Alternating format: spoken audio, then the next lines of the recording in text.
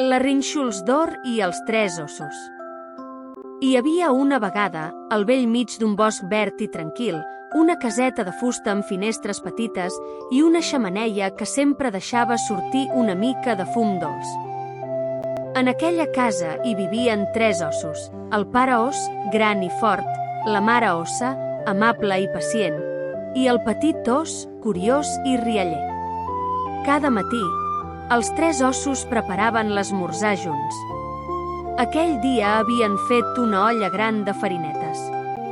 Quan les van tastar, el pare ós va dir amb veu profunda: «Oh, són massa calentes». «Tens raó», va dir la mare ossa. «Millor sortir a passejar una mica mentre refreden». El petit ós, que tenia molta energia, va saltar content. «Sí, anem a veure els ocells del bosc». I així van sortir tots tres deixant la porta tancada però sense clau, perquè al bosc mai passava res, o això pensaven. No gaire lluny d'allà, una nena amb cabells daurats i arrissats caminava entre els arbres. Es deia Rínxols d'or. Era molt curiosa i li agradava explorar-ho tot. «Quina casa més bonica!», va dir quan va veure la caseta dels ossos. Va trucar a la porta.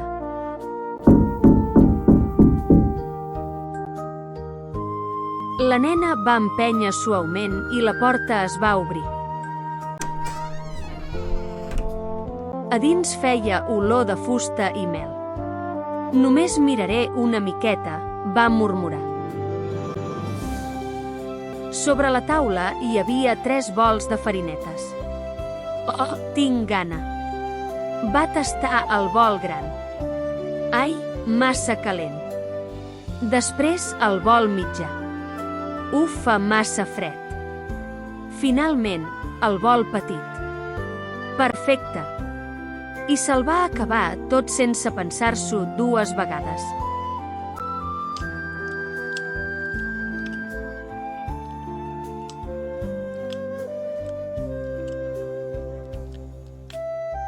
Després de menjar, la Rínxols d'or va sentir que li pesaven les cames. «Potser m'assec una estoneta». Va provar la cadira gran. «És massa dura». La cadira mitjana. «És massa tova». La cadira petita li va semblar ideal. «Aquesta és perfecta». Però mentre s'hi gronxava, la cadira es va trencar. La nena es va quedar molt quieta. «Ups, espero que ningú s'enfadi». Va pujar les escales amb passos suaus. A l'habitació hi havia 3 llits. El llit gran era massa alt. El llit mitjà, massa ample. Però el llit petit.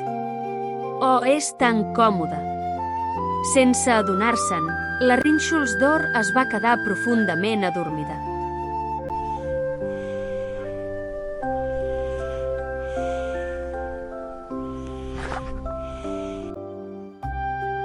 Mentrestant, els ossos tornaven del passeig.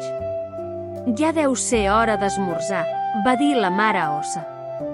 Quan van entrar, el pare os va olorar l'aire. «Algú ha estat aquí». Van mirar els bols. «Algú ha tastat les meves farinetes», va dir el pare os. «Algú també ha tastat les meves», va dir la mare ossa. El petit os va mirar el seu bol i va exclamar trist: «Algú se les ha menjat totes». Van anar cap a les cadires. «Algú s'ha assegut a la meva», va dir el pare os. «A la meva també», va dir la mare ossa. El petit os va veure la seva cadira trencada. «Oh no, l'han trencada». Preocupats, van pujar a l'habitació. «Algú ha dormit al meu llit», va dir el pare os. «El meu també», va dir la mare ossa. I el petit os va xiuxiuejar. Hi ha algú al meu llit.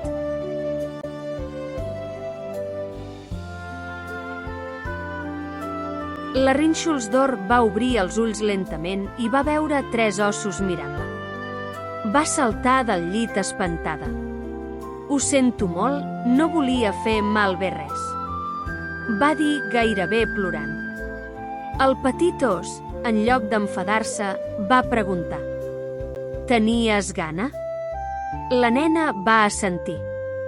La mare ossa va sospirar amb suavitat.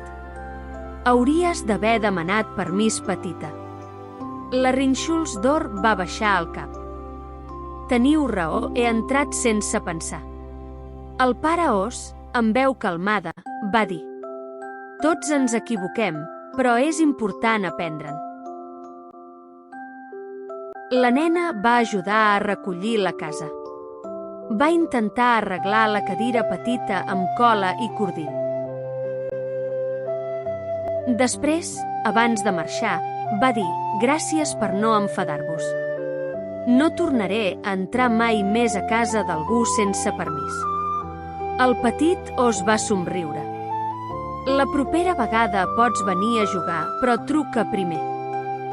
La Rínxolsdor va riure i va sortir cap al bosc, prometent ser més respectuosa. Des d'aquell dia, quan caminava entre els arbres i veia una casa bonica, recordava la lliçó dels 3 ossos. La curiositat és bona, però el respecte és encara més important. I conte contat, conte acabat.